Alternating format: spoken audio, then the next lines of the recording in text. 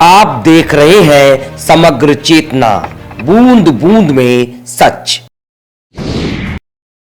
नमस्कार, मैं हूं सुयश मिश्रा और आप देख रहे हैं समग्र चेतना। आज हमारे साथ खास मेहमान हैं नीदरलैंड से पुष्पिता अवस्थी जी।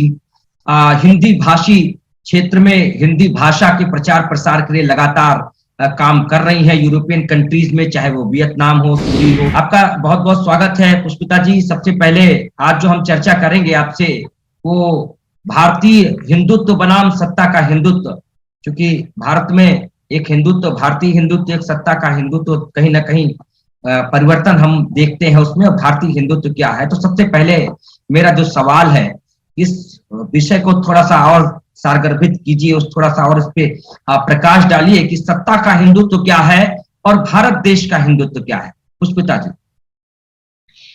बहुत बहुत धन्यवाद सुयश जी। और ये सवाल और ये जिज्ञासा बहुत ही मौजू है, बहुत आवश्यक है, लोगों को इसके प्रति जानकारी होनी चाहिए। सत्ता का हिंदुत्व तो बहुत स्पष्ट है, जिसे कि मीडिया भी बहुत चर्चा में लाए हुए है, क्योंकि वो सत्ता के पक्ष में अपने को दिखाना चाहता है और सोशल मीडिया भी इसका उपयोग करना चाहता है। लेकिन सत्ता का हिंदुत्व वस्तुतः वोट का हिंदुत्व है। किस तरह से वोट लिए जा सके, वोट का हिंदुत्व है। और जो भारतीय जनता है, जो स्वदेश का हिंदुत्व है, वो स्वदेश की संस्कृति से जुड़ा हुआ है, स्वदेश की सरजमी से जुड़ा हुआ है, वो मातृभूमि से जुड़ा हुआ है, वो मातृ संस्कारों से जुड़ा हुआ है। और इसकी एक लंबी विरासत कई हजार सालों की है। इसलिए बहुत गंभीरता से ये सोचना होगा कि सामान्य वोटर को, सामान्य वोट देने वाले मतदाता को सजग रहना होगा कि उसके हृदय का जो हिंदुत्व है उसका कहीं अपव्यय तो नहीं हो रहा है।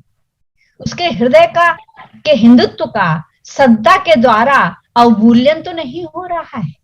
वो कहीं अपने आप को गिरवी तो नहीं रख रहा है, क्योंकि स्वदेश के हिंदुत्व की भावना उसकी अपनी चेतना से, उसकी अपनी आत्मा से, उसके अपने संस्कारों से जुड़ी हुई है।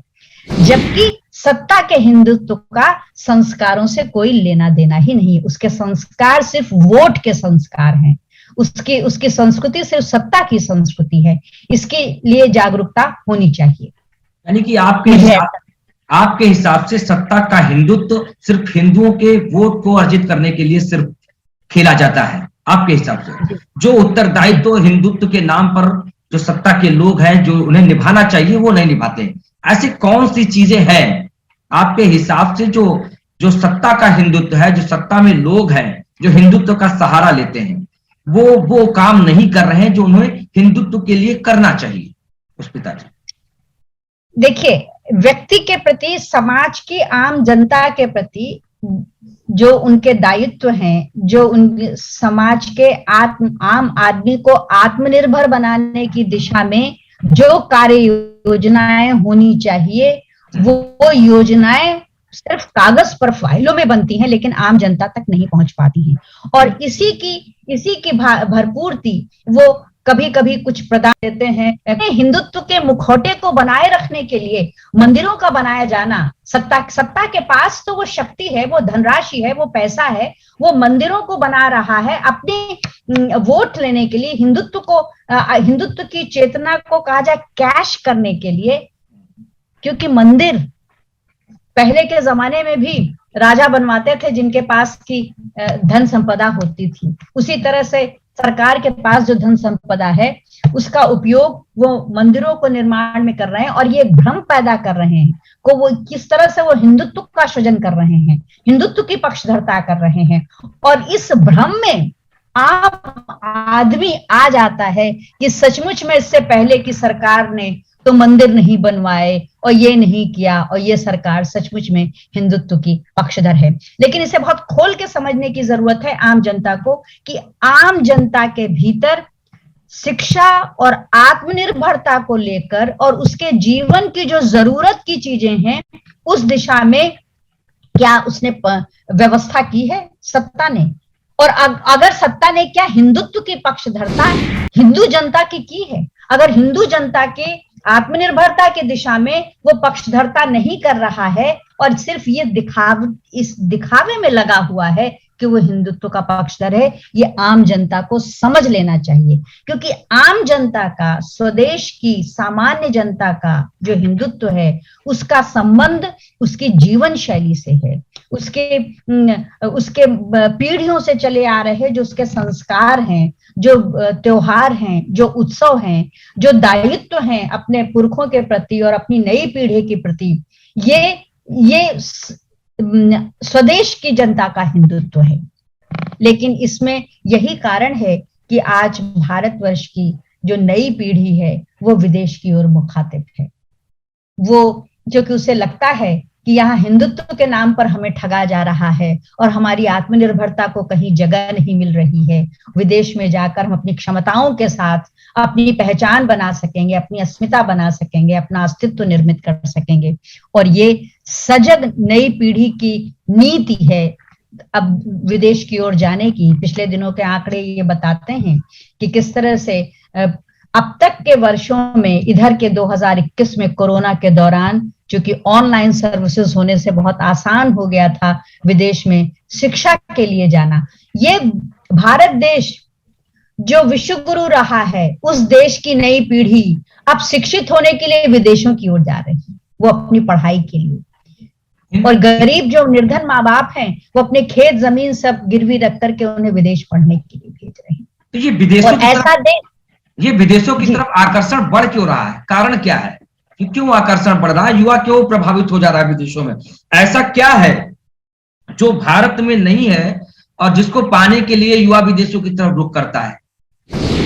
देखिए, एक तो पहली बात सुरेश जी, आपने सवाल बहुत अच्छा किया कि अपने स्वदेश में, भारतवर्ष में सब कुछ है, लेकिन सत्ता और सरकार की रची हुई व्यवस्था ऐसी हो गई है कि योग्य लोगों तक नहीं पहुंच रही है। वो उन लोगों तक पहुंच रही है जो कि गलत समीकरण बना करके, दूसरे तरह के लोगों के द्वारा संपन्न बना करके, एक कहा जाए कि एक ऐसा सत्ता के द्वारा शिक्षा के क्षेत्र में एक ऐसा माफिया निर्मित हो गया है जो योग्य लोगों को स्थान नहीं देने दे रहा है। अभी भी देखिए, कई विश्वविद्यालयों के कुलपति नकल मार करके, वो डॉक्टरेट की डिग्री है उनकी जगह, गलत नियुक्तियां हो रही, अयोग्य नियुक्तियां हो रही हैं। इतनी लोगों से मेरी बातचीत होती है, बहुत से कम लोग जो है वो शुद्ध भाषा बोल पा रहे हैं। साइंस और टेक्नोलॉजी की दिशा में जो नई पीढ़ी विदेश में आकर अपने आप को स्थापित करती है, इस तरह से स्थापित कर लेती है।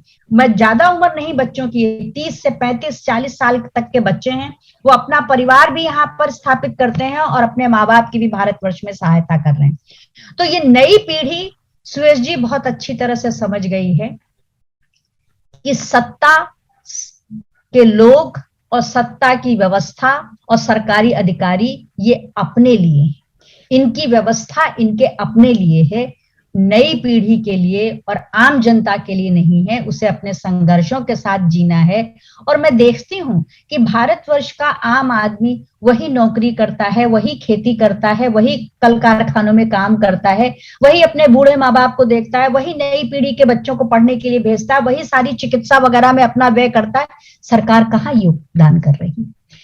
किस हक से वो वोट लेते हैं और वो हिंदुत्व की बात करते हैं? हिंदुत्व का तो दायित्व है अपने लिए भी करना और अपने आस पड़ोस की भी सेवा करना और उन्हें भी समर्थ बनाना।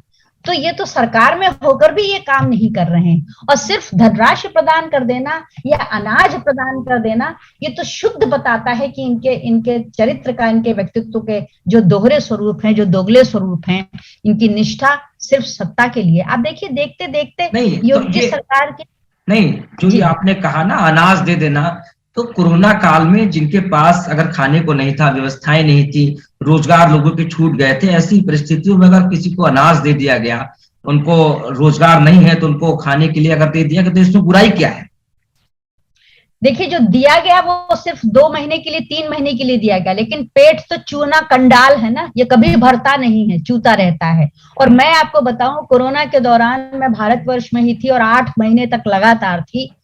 जो सरकारी उपादान के द्वारा प्रदान किया जाता था वो व्यक्तियों को बहुत कम मिलता था वो आके कहते थे कि हमें कहा गया है कि इतने से इतने बजे पहुंचो, और जब मैं पहुंचता था या स्त्री पहुंचती थी तो पता चला वो आपके तो दे दिया गया है। और इसके अलावा कई तस्वीरें हमारे परिचित पत्रकार मित्रों ने खींच के मुझे दिखाई कि जो इससे जुड़े हुए अधिकारी हैं वो छोटे तबके के ही हैं, उनके यहाँ टेम्पो में पीछे लद लद के बोरे गए हैं अनाजों के, और जिसको उन्होंने फिर अपने लिए बेचा है।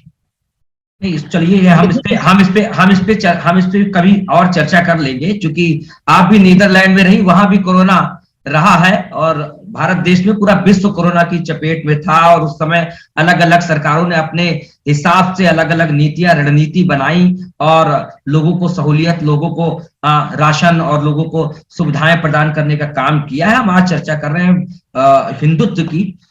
क्या आप हैं मूल रूप से भारतीय, लेकिन नीदरलैंड आप रह रही हैं और हिंदी के प्रचार प्रसार के लिए वहां नीदरलैंड में काम कर रही हैं। मेरा एक सीधा सा सवाल है आपसे कि जो सत्ता का हिंदुत्व है, इसमें भगवान का, राम का उपयोग करना कितना जायज है, इसे आप कैसे देखती हैं?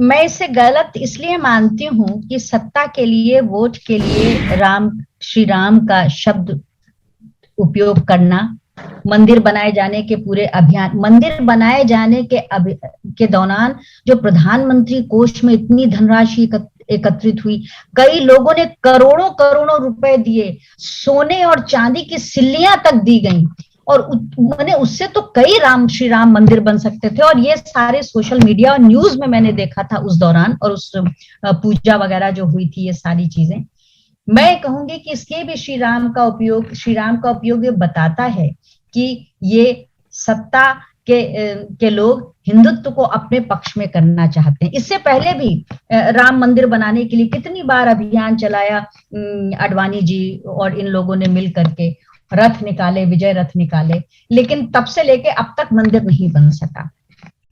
श्री राम के नाम का उपयोग इसलिए गलत है कि अपने संविधान के अनुसार ये एक धर्मनिरपेक्ष राष्ट्र है। एक धर्मनिरपेक्ष राष्ट्र के सत्ताधारियों के द्वारा श्री राम के नाम का उपयोग करना संविधान का भी की अवहेलना करना है, संविधान के नियम की भी उपेक्षा करना है। इसके अलावा इस देश में मुस्लिम वोटर्स हैं, ईसाई वोटर्स हैं, पारसी हैं, और न जाने कितने धर्मों के लोग हैं, और उन सबके वोट उन्हें लेने हैं, और इन सब का भी मुझे लगता है कहीं ना कहीं सुरेश जी अपमान करना है कि जो दूसरे धर्म के लोग इस देश में रह रहे हैं उनकी तौहीन करना है। जबकि श्री राम ने शबरी को भी महत्व दिया, निषाद को भी महत्व दिया, और सभी तरह के कहा जाए जितने भी, इसीलिए श्री राम को वाल्मीकि जी ने अपनी रामायण में इसीलिए श्री राम को पूरे भारत में घुमाया कि ये भारत है, ये भारत का वैविध्य है, और ये उसकी विभिन्नताएं हैं, और ये उसकी शक्ति है, इसको छोड़ा नहीं जा सकता। यहाँ तक कि जो वन के जो पशु पक्षी हैं वो भी किस तरह से सहयोगी होते हैं। तो श्री राम के नाम का सिर्फ उपयोग करना, सिर्फ हिंदुत्व को संकीर्णता में बांटना, और वो भी सत्ता के लिए, ये मुझे उचित नहीं लगता है। ये बाकी संविधान की भी उपेक्षा है और बाकी धर्मावलंबी रहने वाले नागरिकों के का भी अपमान है। हिंदू की जहां तक हमने परिभाषाएं पढ़ी हैं, हिंदू की पहचान क्या है कि क्षमा भाव, प्रेम भाव, सहिष्णुता, आचरण की शुद्धता होना, अहिंसा के रास्ते पर चलने वाला हो, है, और विविधता का महत्व देने वाला हो। तो हमने जो देखा ना, मोदी सरकार देश में है, और हमने देखा कि कहाँ उसने कोई असहिष्णुता का काम किया। अगर देखें शौचालय योजना, सबको शौचालय दिया गया, चाहे वो हिंदू हो, चाहे सिख हो, चाहे मुस्लिम हो, चाहे किसी जाति धर्म का व्यक्ति हो, किसी भी जाति में बटा हुआ हो, चाहे उसकी प्रधानमंत्री जो ये मकान वाली योजना आई तो सबको मकान मिला, हर गरीब अमीर जिसको चाहिए था हर व्यक्ति को मकान मिला। कन्याधन योजना, उज्ज्वला योजना, सबको सिलेंडर मिला, चाहे वो किसी धर्म जाति का हो। तो कहीं ना कहीं हिंदू के रास्ते पर भी तो पार्टी चल रही है। अगर आप बात करती हैं कि हिंदुत्व का सहारा ले रहे हैं, तो हिंदुत्व जो कहता है कि समान भाव, सबको एक दृष्टि से देखना है, तो समान भाव कार्य प्रणाली में दिख तो रहा है, फिर आपको कहाँ पे लग रहा है कि कहाँ नहीं? आपने जो उल्लेख किया वो बहुत ही सत्य है, लेकिन सुयश जी, जब सरकारी योजनाएं बनती हैं और उन्हें लागू किया जाता है तो वो क्षेत्र विशेष में लागू होती हैं, उसे विभाजित नहीं कर सकते हैं। अगर मान लीजिए वो किसी एक इलाके में किसी एक आय के व्यक्ति को देना है तो उस आय में जो भी आएंगे और उस इलाके में जो भी रहने हैं वो चाहे किसी भी धर्म के हों, उनको उन्हें देना ही होगा। एक बात। दूसरी चीज ये कि वो सरकार, वो सत्ता के लोग हैं, सरकार के लोग हैं, उनके पास जो धनराशि इकट्ठा होती है राष्ट्र सेवा के लिए, उन्हें राष्ट्र सेवा में लगानी ही है। इसे अगर वो ये कहें कि वो उनके द्वारा किया जा रहा है, इससे पहले भी देश चला है और देश चलाया गया है और उसके परिणाम हुआ है कि आज राष्ट्र हमारा अमृत महोत्सव के अवसर पर 75 वर्ष के होने पर वो उसने अपना विकास किया है। इसलिए जहां तक क्षमा का, दया का, उदारता का जो व्यवहार होना चाहिए, ये तो व्यवहार आम जनता का है इस सरकार के प्रति। इस देखिए सत्ता कैसे बनती है, उसका आधार अब हिंसा होता जा रहा है, उसका आधार अब असत्य होता जा रहा है, उसका आधार अब चालाकियां और चालबाजियां होती जा रही हैं, उसका आधार जो विधायक घर घर घूम के वोट लेते हैं और वो चुने जाने के बाद जनता तरस जाती है उनका चेहरा देखने के लिए, 5 साल बाद उनका चेहरा देखने को मिलता है। तो सवाल ये उठता है और यही प्रश्न है कि हिंदुत्व के जिन गुणों को आपने गिनाया वो हमारे स्वदेश के जनता में है और वो हिंदुत्व का भाव। और मुझे कहना होगा कि बहुत से ऐसे दूसरे धर्म के लोग हैं, मुस्लिम हैं, ईसाई हैं, उनकी चेतना भी हिंदुओं के साथ, भारतीय हिंदुओं के साथ रहते रहते बदल गई है। उनके भीतर भी अहिंसा, सत्य का पक्ष लेना, क्षमा करना, क्योंकि ये जो भावबोध है ये सभी धर्मों में है। उसे हम धर्मों के नाम से बांट सकते हैं, लेकिन ईसाई धर्म भी वही बात कहता है जो हिंदू धर्म कहता है। और इस तरह से कहा जाए कि हम धर्मों के नाम पर गुणों की और मानवता को नहीं बांट सकते हैं।